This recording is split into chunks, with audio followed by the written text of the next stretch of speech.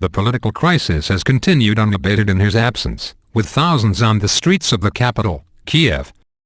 Meanwhile, opposition leader Dmytro Balatev has arrived in Lithuania for medical treatment.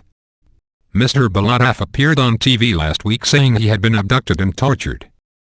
Mr. Yanukovych has not been seen in public since last Wednesday. His office says he had been suffering from a fever and breathing problems but that he was feeling well again and will go back to work.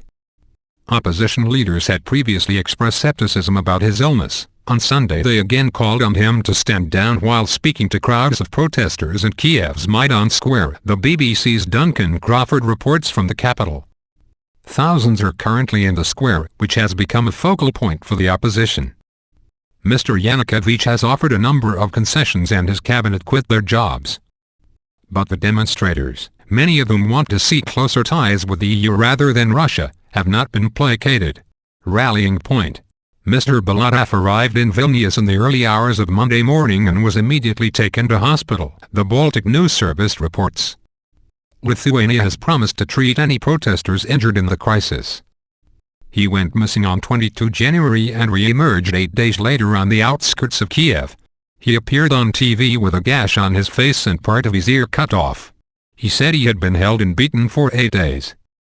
His case became a new rallying point for anti-government protesters. Mr. Balatev was a leader of a group called Automaidan, made up mainly of drivers who would protect the protest camps and blockade streets.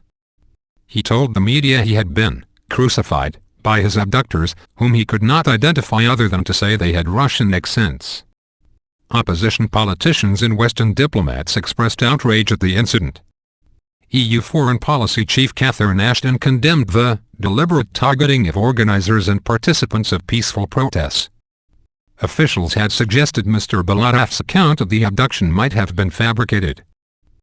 The only thing he has is a scratch on one of his cheeks, Foreign Minister Leonid Kozhar told broadcaster Al Jazeera. It looks like the alleged story that he was kidnapped and tortured is not absolutely true. The minister later said the comments did not reflect his real attitude to the tragic situation, and said the minister wished Mr. Balatev a speedy recovery.